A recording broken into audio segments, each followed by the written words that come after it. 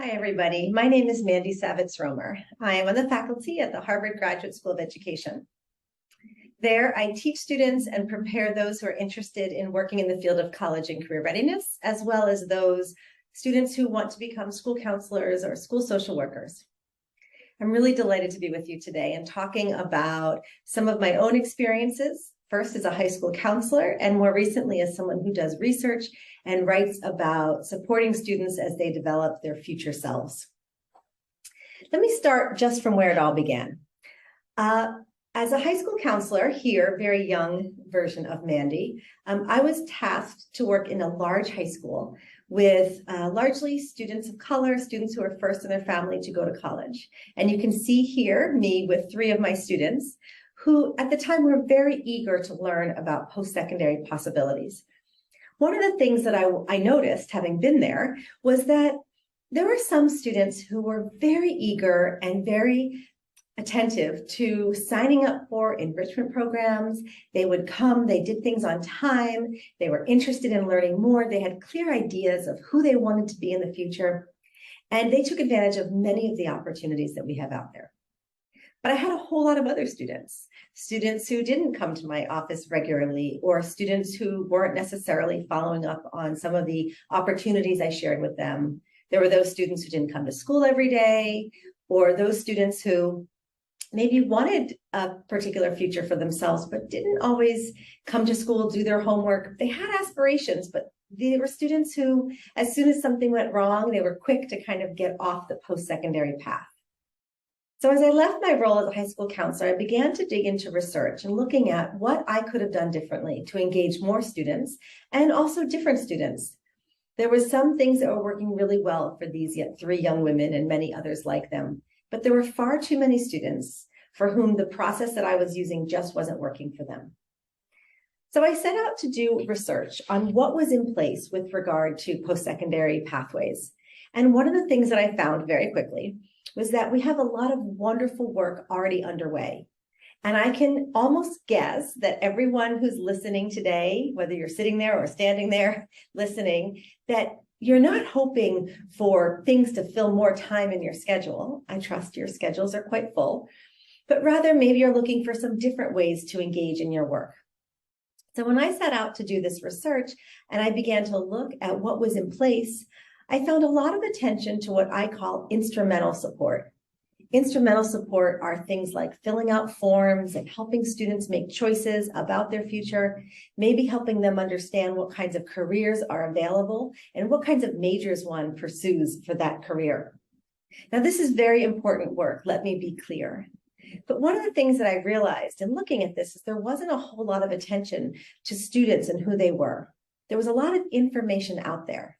In fact, sometimes I hear people say, well, there's just a big information gap. And that's particularly true for those who are first in their family to go to college. Now, while I realize we have a lot of work to do and new things we could do, I'm not so sure there's a lack of information. Anyone who has access to the internet has access to lots of information. But we all know that just having information doesn't necessarily lead to action. Right? Knowing that there's something out there doesn't mean that I believe it's for me, or it doesn't necessarily mean that I'm going to follow through on all the steps to get there. So based on this experience, I began to wonder, what are we not taking into account when it comes to young people? Now, I was trained as a counselor, and so I went back to my roots in psychology. And I began to look at research in developmental psychology and behavioral health, and began to look for ways that we can understand adolescents and the things that they do, or often in my case, the things they weren't doing, to try to understand what I could have done differently as a counselor. Now, fortunately, there is a whole body of research in the area of developmental psychology. Although there's been less attention to the why behind students' choices, there's plenty of research in developmental psychology that helps us understand why simply having information doesn't necessarily lead to action. So take this gentleman, for example. Let's suppose he's just come from the doctor's office where he was told that his cholesterol is quite high and that he should make good choices about his diet. And yet, given these 2 choices, he's going for the donut. I should come clean. I too would go for the donut. But the reality is that even having that information does not lead to action. I believe we could all act like developmentalists. We could all bring development into our thinking and engaging with students in ways that take into account who they are cognitively, behaviorally, socially, and emotionally. Based on that, I have developed a framework for thinking about post-secondary possibilities for students, and it is really based on developmental psychology. One of the ways I've organized this is thinking a little bit about envisioning and believing. And that's about envisioning and believing in one's future and the possibility of achieving, which I'll talk about largely as identity and self-concept. Second, aiming for goals that matter. That largely draws on literature related to motivation and the motivational dispositions that students need in order to follow through on those aspirations. Planning and organizing, which I frame under self-regulation, really is about helping students take action on the goals that they set for themselves. Lastly, marshalling. Marshalling is about drawing on those resources internally and externally in family and in peers that help students reach their goals. I'm going to say a little bit today. I only have you for a little while, so I'm going to focus on envisioning and believing, aiming, and planning.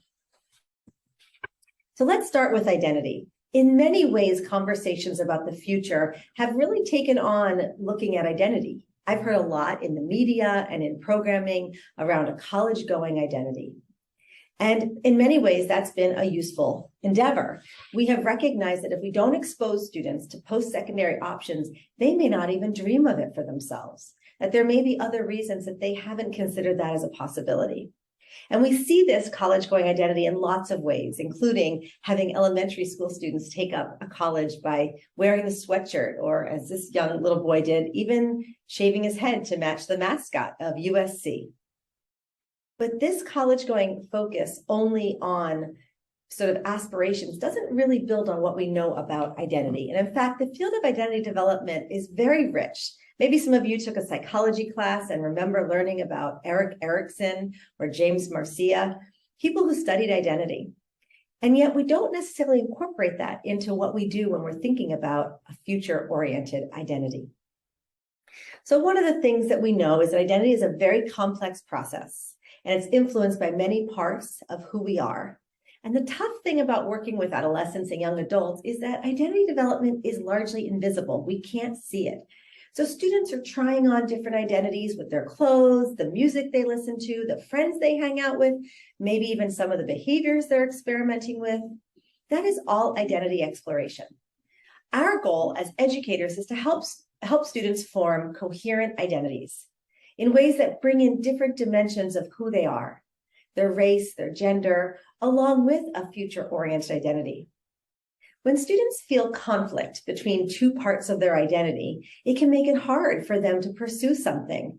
Students who feel, well, I'm poor and therefore I can't go to college, or I have a disability, therefore I can't pursue that career. Those are conflicts. Our task is helping students realize who they are, what matters to them, and help them integrate those dimensions of their parts so they can see things as complementary. There's some really interesting research on this with regard to first-generation students who tell us Howard London's concept of breaking away, that for some students in rural areas, breaking away from the community in which they lived in is sometimes judged in a way that makes them feel uncomfortable. Or maybe students who are coming from low-income families, going on to college is about changing your social class, and that can be really challenging for students. So here's just an example of something that I've done, which is to help students really think about who they are in all their dimensions, and then have conversations about what it means to go to college, to pursue a particular post-secondary pathway in light of all of these different parts. Now, when we think about a college-going identity, a lot of attention is given to envisioning. That's developing aspirations and goals and thinking about what's possible. For sure, that's an important step. But where I believe we haven't paid much attention is into the believing part.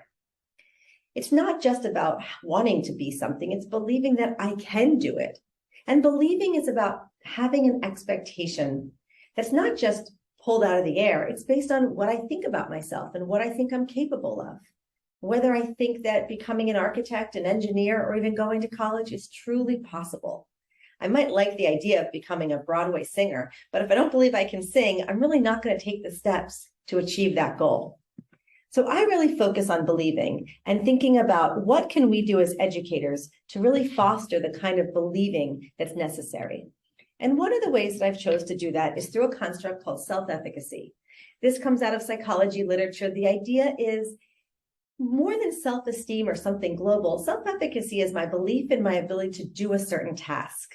It's domain specific, like I believe I can get myself to college and be successful there, just like I believe I can make a meal from scratch. And if I don't believe it's possible, I'm probably not going to take the steps to pursue it. The folks who studied self-efficacy, and Albert Bandura, one of the leading researchers and scholars associated with this, tell us that there's 4 things that help us build self-efficacy. The first is mastering something, doing it a little bit, being good at it. The second is seeing other people do it. If I see other people doing it, I start to believe I can do it. Social persuasion is when other people tell me they think I can do it. And affect, and that just means if I'm in a good state of mind, all of my judgments about who I am and what I can do are more likely to settle in and to work and be accurate. But if I'm compromised, I've experienced trauma, I have an illness, my cognitive judgments are just off. The great thing about self-efficacy is it's just a judgment. It doesn't matter whether it's true or not. So for students who want to foster a sense of believing in a post-secondary option, really have to attend to what their beliefs are about it. And if they have a low sense of efficacy about it, that's our warning call to help them engage in the kinds of experiences that will help build it. Let me pivot to motivation. Why am I here? Why am I pursuing this? Sometimes I hear people say things like, she's just not that motivated, or he's not that motivated, or they're not that motivated. Well, everyone's motivated. That's what we know about motivational science.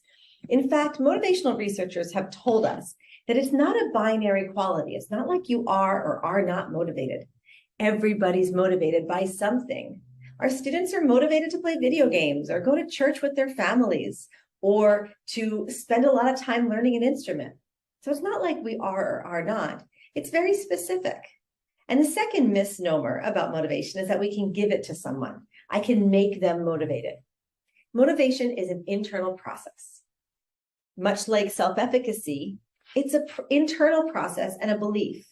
And the process really includes the kinds of goals that I set and why I set them. The why is just as important as the what.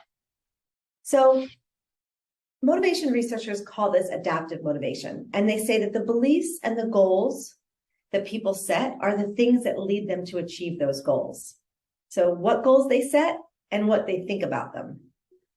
Let me just say quickly a little something about why the goals matter and what goals matter. Now, very often when I was a counselor, I would talk with students about going to college.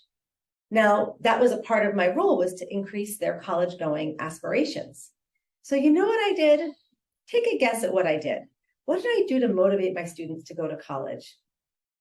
Well, if any of you guessed that I showed them a chart that looked like this, or that showed them how much more money they'd make if they went to college, you're right. I did. I would show students a chart like this, maybe a different version of this, but I would really emphasize the economic and financial benefits of going to college. But motivation science tells us that that's not a good idea. Sure, it's like a good hook. It gets their attention, see those dollar signs and see those numbers, but it's insufficient. It's not enough. And the reason is because many researchers tell us that there are 2 kinds of goals. This will sound familiar to you, I'm sure. There's intrinsic and extrinsic goals. Intrinsic, we do things because we take general inherent interest and joy. The second is it's extrinsic. We get something out of it extrinsic to who we are. Well, of course, using something like money to motivate students would be an extrinsic motivator. So what we have to do is we have to find ways to get students to set goals that are beyond the extrinsic, like you'll make more money, or people will think better of you because that's prestige, and that's also extrinsic, but more about, I'll get to meet different people. I'll get to explore a topic that's interesting to me. I'll feel proud of myself. And that's a step we have to take. And what you'll see here in this quote that comes from some research that a colleague of mine did is that there's a difference between wanting to go to college versus someone else telling you they want you to go to college. Because when you go to college for reasons that you don't know why, then you drop out. because you don't know why you're there. You're going for someone else. It's like a promise that you're keeping that's not yours. It's not your own promise. Too often I hear students say that they're going to college for somebody, for a parent who made a sacrifice. That's not a bad thing. It's just not enough. We need students to develop a balanced set of goals of intrinsic and extrinsic reasons for pursuing whatever post-secondary pathway they're interested in. Here's just a quick picture of a classroom that was so taken by this idea, they started to create this tree with leaves, and every leaf represents different reasons for going to college. All the teachers in the schools filled one out, and even some of their guest speakers filled one out. The main takeaway here is that if we really need to build the motivational disposition, we have to tap into that internal process. We can't just trust that students are motivated for the right reasons because they may not have been exposed to all the wonderful reasons for pursuing a particular pathway. And lastly, I said I would talk about self-regulation. Maybe this quote sounds like something you've said. No matter what I do, he never seems to follow up. We would introduce students to programs and they wouldn't necessarily engage in the follow-up tasks or action steps that were necessary to pursue something. Well, like the other topics I've talked about, developmental psychology offers us some clues in how to address this. And that comes in a whole body of research around self-regulation. Self-regulation really is the ability to manage our thoughts, our emotions, and our behaviors in service to achieving a goal. So here are some examples of self-regulatory skills: attention and focus, planning, organization, delaying gratification. That's a big one. Ultimately, students need help building these skills, and we know this. And I often talk to my graduate students about this by showing them the brain and reminding them that self-regulation is often managed by a part of the brain called the prefrontal cortex. And to think of a driver in their brain helping them to organize and make decisions. This is difficult, and typically elementary school teachers and people who work with special education do this very well.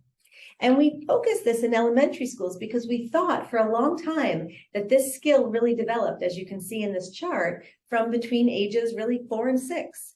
But lo and behold, as the star shows, adolescents continue to build these kinds of executive function or regulatory skills. And so we need to do our part as educators to continue to build them.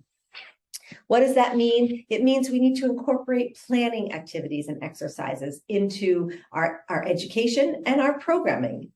It means we want to teach students about metacognition so they can think about what they're doing and reflect on how things have gone in a way that help them develop new skills. And lastly, we have to talk about the challenges of delaying gratification. This image reminding us of the very famous marshmallow study in which students were asked to delay the gratification of eating one marshmallow so that they could actually eventually eat 2. Delaying gratification is hard. And students oftentimes have to make choices about their future very early on when the gratification is going to come later. For a 9th grader to give up time with their friends to join an enrichment program that exposes them to a particular career for a benefit that's going to happen maybe 7, 8 years later, that's challenging, even for us as adults. So we have to recognize what it is we're asking students to do and whether or not they have the skills, the regulatory skills to achieve them. All of these developmental processes are taking place for adolescents and young adults. And some students come to us with better skills than others, more awareness of their identity or their why of pursuing a particular path. Our task is to think like developmentalists. If we are committed to supporting students in developing their future selves, we need to be committed to taking into account who they are developmentally. I know that was a lot. It was a pleasure to be with you. Here's my contact information. I hope you enjoy the rest of your convening. Thanks so much.